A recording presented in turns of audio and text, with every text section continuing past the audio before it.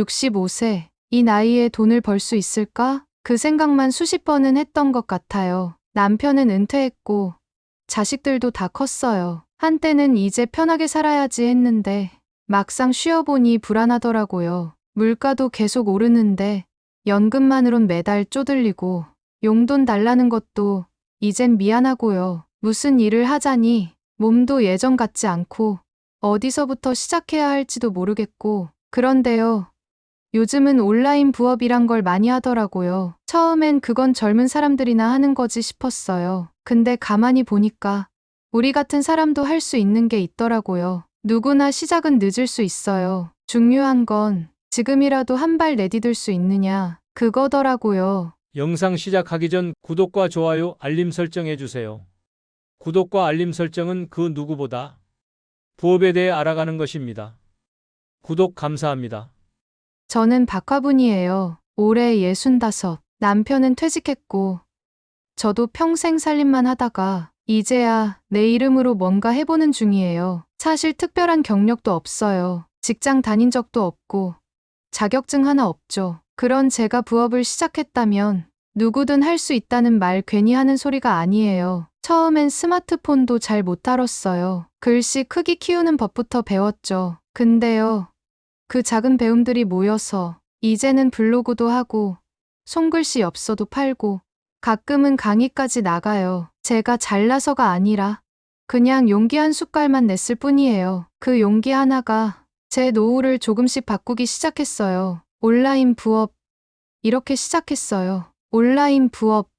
그게 뭔가요? 처음엔 온라인 부업이란 말도 어려웠어요. 그냥 인터넷에서 하는 일이라고만 생각했죠. 근데 알고 보니 별거 아니더라고요. 내가 잘하는 걸 인터넷을 통해 조금씩 보여주고 나누는 거예요. 요즘은 블로그도 돈이 되고 손글씨나 그림도 엽서로 팔 수 있고 심지어 내 이야기를 듣고 싶어 하는 사람도 있어요. 젊은 사람들만 하는 거라고요? 아니에요.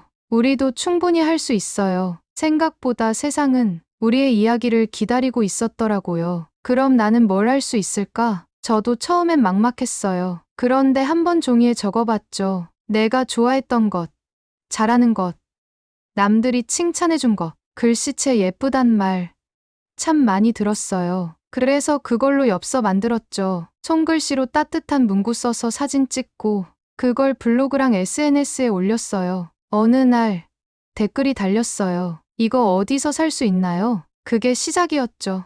내가 가진 작은 재능도 누군가에겐 따뜻한 선물이 될 수 있다는 걸 그때 처음 알았어요. 시작할 땐 꼭 알아야 할 것. 처음엔 기대하지 마세요. 수익보다 중요한 건 흐름이에요. 계속 이어갈 수 있는가. 그게 먼저예요. 그리고 꼭 기억하세요. 돈은 천천히 들어오지만 그 과정에서 자신감이 먼저 들어옵니다. 내가 뭔가를 해냈다는 그 감정. 그게 돈보다 더 큰 자산이에요. 처음엔 나 자신이 부끄러웠어요. 글씨를 써서 사진을 찍고 그걸 블로그에 올리는 게 뭐가 어렵겠냐 싶었어요. 근데 막상 그걸 올리려고 하니까 손이 떨리는 거예요. 누가 보면 비웃지 않을까. 나이 들어서 별짓 다 하네. 그런 생각이 먼저 들더라고요. 남들은 블로그 수익이 어떻고 쇼핑몰이 어떻고 이런저런 노하우를 말하지만 저는 그냥 내가 잘해왔던 글씨체를 누군가 한 사람이라도 좋아해주면 좋겠다. 그 마음 하나였어요. 그래서 올렸어요. 딱 한 장의 손글씨 엽서. 당신의 오늘이 고요하고 따뜻하길 바랍니다. 그 문장과 함께요. 그날 밤 잠이 안 왔어요. 괜히 올렸나? 아무도 안 보면 어쩌지? 자꾸 폰을 들여다봤죠. 그런데 다음 날 아침 댓글이 하나 달려 있더라고요. 이 글씨 우리 엄마 글씨랑 닮았어요. 보자마자 눈물이 났어요. 그 순간 온몸에 전기가 오듯 찌르르 했어요. 그 한 줄이 내가 이 나이에 뭔가를 시작해도 되는 사람이구나. 그렇게 말해주는 것 같았어요. 부끄러움은 사라졌고 그날 이후로 저는 매일 한 장의 엽서를 씁니다. 이웃에게 배우고 이웃과 나눴어요. 처음 온라인 부업을 배우겠다고 마을에 관 스마트폰 수업에 나갔을 땐 사실 마음 한켠이 참 복잡했어요. 내가 이걸 지금 배워서 뭐 하려고. 주변도 다 비슷했어요. 은근슬쩍 눈치 보면서 우리 같은 나이에 무슨 온라인이야. 그런 분위기였죠. 그 수업에서 제 옆자리에 앉았던 분이 계셨어요. 나보다 한두 살 정도 많아 보이는 분이었는데 갑자기 그러시더라고요. 나는 옛날부터 동화책 소리 내어 읽는 걸 좋아했어요. 손자 자는데 읽어주면 그렇게 잘 자요. 그 말이 이상하게 마음에 남았어요. 그래서 제가 그랬죠. 그거 스마트폰으로 녹음해서 올려보세요. 요즘은 그런 것도 다 콘텐츠라 하더라고요.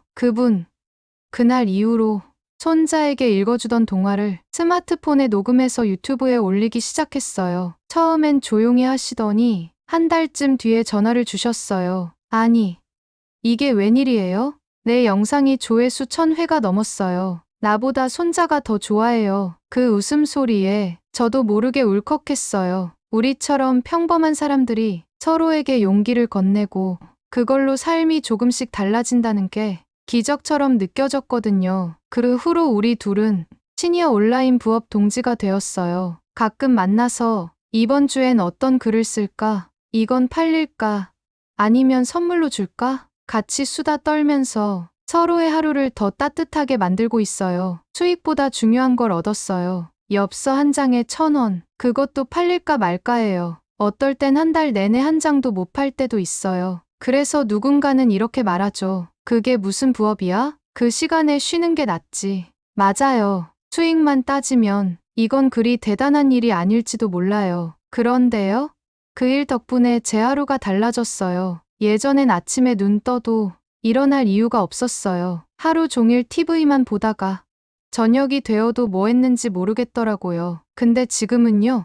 일어나자마자 책상 앞에 앉아요. 오늘은 어떤 문장을 쓸까? 누가 이 엽서를 읽어줄까? 그 생각 하나로 하루가 시작돼요. 가끔 주문이 오면 포장을 정성껏 하고 주소를 조심히 적어요. 그리고 우체통에 넣을 때면 마음이 찡해져요. 세상 어딘가에 내가 만든 무언가가 지금 날아가고 있구나 하고요. 그 마음, 그 설렘, 예전엔 몰랐어요. 수익보다 중요한 건 내가 다시 움직이기 시작했다는 것, 그리고 누군가를 위한 마음을 담을 곳이 생겼다는 것. 그건요, 돈으로는 살 수 없는 거예요. 딸보다 내가 먼저 배웠어요. 딸은 늘 바빴어요. 직장에, 아이에, 집안일까지. 통화는 늘 짧았고, 문자도 나중에란 말로 끝났죠. 그럴 땐 서운했어요. 하지만 또 이해됐어요. 세상이 바쁘고, 딸도 그 안에서 버티느라 힘들겠구나 싶었죠. 어느 날, 딸에게 용기를 내서 말했어요. 엄마,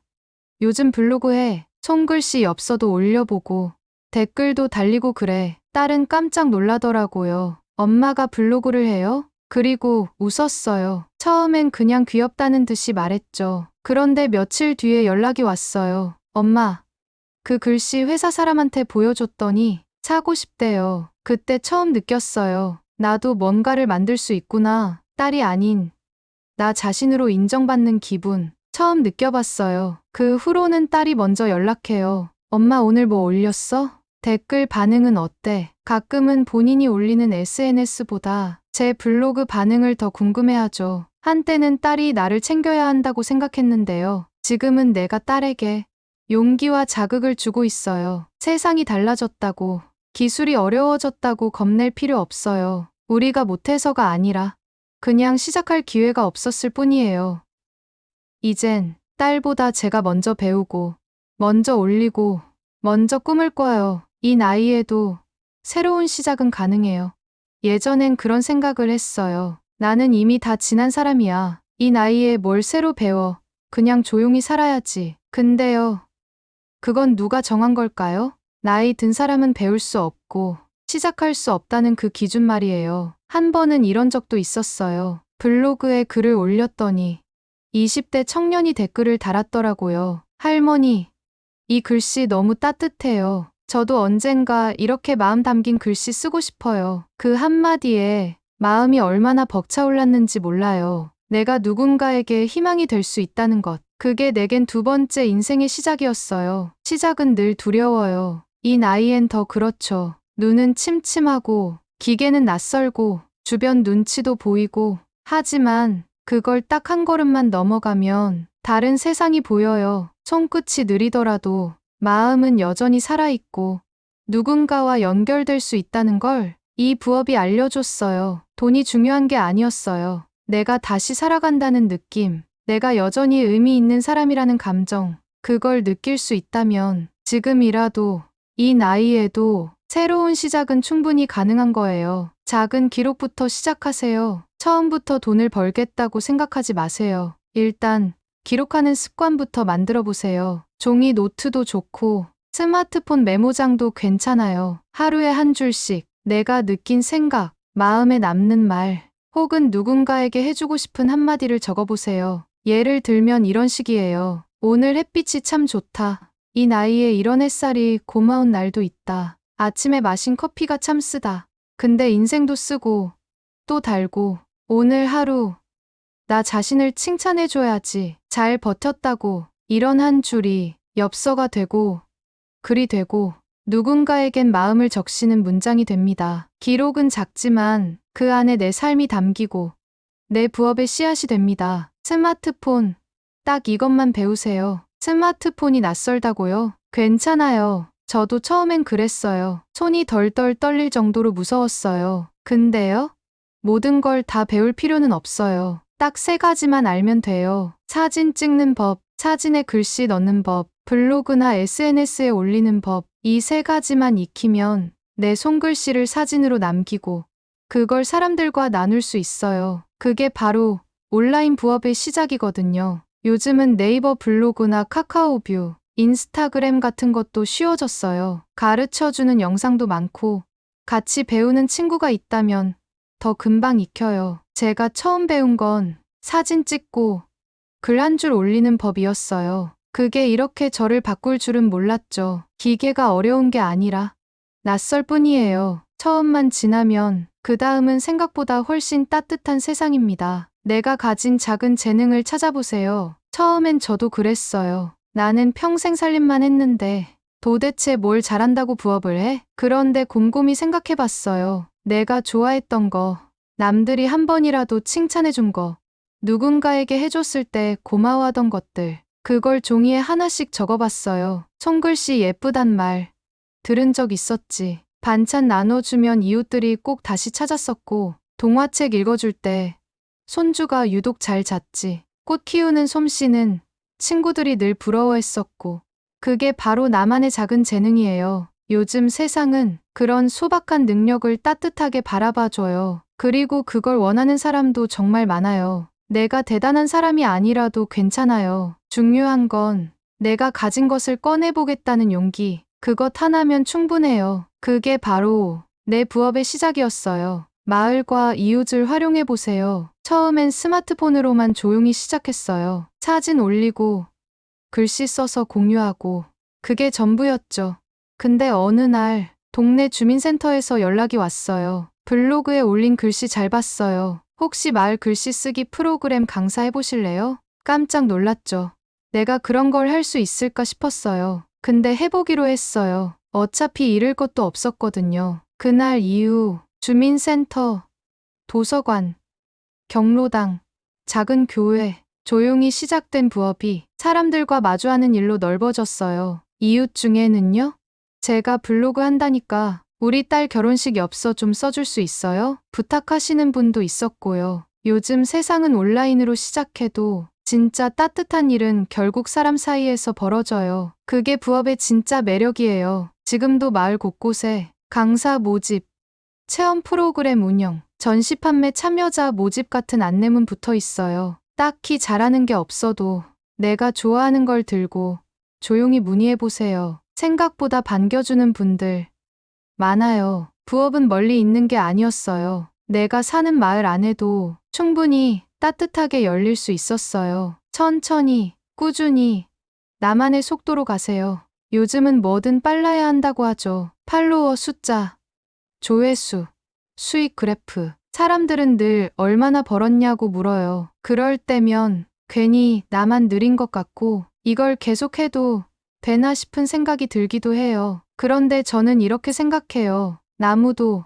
봄이 와야 잎을 틔운다고, 씨앗이 열매가 되기까지는 시간이 필요하다고. 저는 엽서 하나 파는데 한 달이 걸릴 때도 있었어요. 댓글 하나 받기까지 수십 개의 글을 써야 했고요. 하지만 그 과정이 제 마음을 단단하게 해줬어요. 실력이 늘고 용기가 자라고 조금씩 사람들이 다가왔어요. 지금도 저는 빠르지 않아요. 하지만 확실한 건 하나 있어요. 나는 멈추지 않았다는 것. 오늘도 내가 할 일을 했다는 것. 부업은 남보다 빨라야 하는 게 아니라 내가 내 삶을 계속 이어가게 해주는 힘이에요. 남과 비교하지 마세요. 속도보다 중요한 건 당신만의 리듬으로 걷는 그 발걸음이에요. 천천히 가도 괜찮아요. 꾸준히만 가면 당신의 작은 부업도 분명히 따뜻한 꽃을 피울 거예요. 처음 그날을 기억하시나요? 모든 게 낯설고 겁나고 손 하나 까딱하기조차 조심스러웠던 그 순간을요. 블로그라는 단어도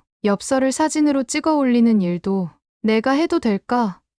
하는 마음속 물음도 그 모든 게 벅차기만 했던 때 말이에요. 하지만 그럼에도 불구하고 당신은 글을 쓰기 시작했어요. 서툴지만 정성스런 손글씨를 찍고 떨리는 마음으로 첫 게시글을 눌렀고 그 위에 작은 용기를 얹어 세상에 보냈죠. 그리고 잊을 수 없는 댓글이 하나 달렸어요. 엄마 글씨랑 닮았어요. 눈물이 나네요. 그 말 한 줄이 당신의 가슴을 먹먹하게 울렸죠. 그 다음은 어땠나요? 마을에 관의 이웃과 이야기를 나눴고 작은 동화 낭독이 영상이 되었고 엽서 한 장이 누군가의 하루를 위로했고 수익은 적었을지 몰라도 삶의 방향은 달라졌어요. 아침에 일어날 이유가 생겼고 딸과 나누는 대화가 깊어졌고 세상과 나를 잇는 다리가 하나 놓였어요. 기술이 부족해도 괜찮았고 속도가 느려도 상관없었어요. 중요한 건 당신이 포기하지 않았다는 것. 오늘도 여전히 한 걸음씩 나아가고 있다는 것. 이제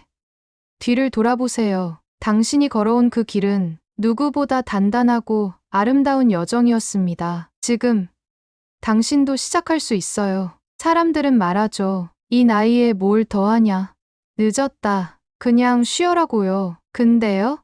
그 말들 속에는 당신이 아직 살아있다는 것을 아무도 인정해주지 않아요. 우린 살아있어요. 아침에 눈을 뜨고 커피를 한 모금 마시고 하늘을 보고 계절을 느끼고 어딘가에서 누군가를 생각하면서 하루를 버텨내고 있잖아요. 살아있는 사람은 언제든 시작할 수 있어요. 그리고 그 시작은 절대 거창할 필요가 없어요. 작은 기록 하나, 글씨 한 줄, 사진 한 장, 그 모든 게 당신의 작은 부업이 되고 세상과 연결되는 길이 될 수 있어요. 당신이 오늘 느낀 감정, 이 영상을 통해 떠오른 생각, 그 마음 하나면 충분합니다. 준비 안 됐다고요? 괜찮아요. 시작은 언제나 준비가 안 된 사람들로부터 이루어졌습니다. 용기는 거창한 게 아니라 딱 지금 이 순간 한번 해볼까? 그 마음 하나에서 피어나요. 지금이라서 가능한 거예요. 지금이기에 더 늦지 않았어요. 지금 당신도 시작할 수 있어요. 그리고 반드시 잘 해내실 거예요. 당신의 부업은 결국 당신의 삶입니다. 지금까지 우리는 한 사람의 작은 시작을 따라 걸어왔습니다. 글씨 하나, 사진 한 장, 댓글 하나, 이웃과 나눈 한마디에서 시작된 부업. 처음엔 그저 소일거리였지만 점점 하루의 중심이 되었고 누군가에게는 위로가 되었고 스스로에게는 내가 아직 살아있구나 하는 증거가 되었죠. 기술이 부족해도 괜찮았고 나이가 많아도 상관없었어요. 중요한 건 그 모든 시간을 포기하지 않고 자신만의 속도로 꾸준히 이어왔다는 것. 부업은 결국 돈만의 문제가 아닙니다. 그건 내가 다시 연결되는 과정이고 내가 누구인지 되찾는 여정이며 지금의 나를 인정하는 시간이에요. 어쩌면 우리가 찾아 헤매던 건 수익이 아니라 의미였는지도 모르겠어요. 당신의 하루가 의미 있게 이어지길 바랍니다. 당신의 마음이, 당신의 손끝이, 당신의 기록이 누군가의 하루를 따뜻하게 데워줄 수 있다는 걸 꼭 기억해 주세요. 지금 이 순간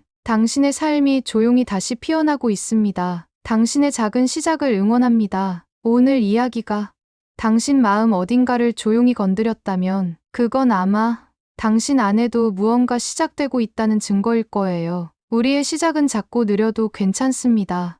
손글씨처럼 천천히 번지면서 누군가의 마음에 닿을 수 있으니까요. 당신의 하루가 조금 더 따뜻해지기를, 당신의 마음에 작은 용기 하나 피어나기를, 당신의 조용한 용기를 오늘도 진심으로 응원합니다. 오랜 시간이 지나도 여전히 사람의 마음을 움직이는 지혜, 그 진심을 여러분께 전하고 싶었습니다. 오늘도 당신의 마음에 잔잔한 울림이 되었기를. 언제나 여기 공감이 피어나는 곳, 공감 필름 함께 해주셔서 고맙습니다.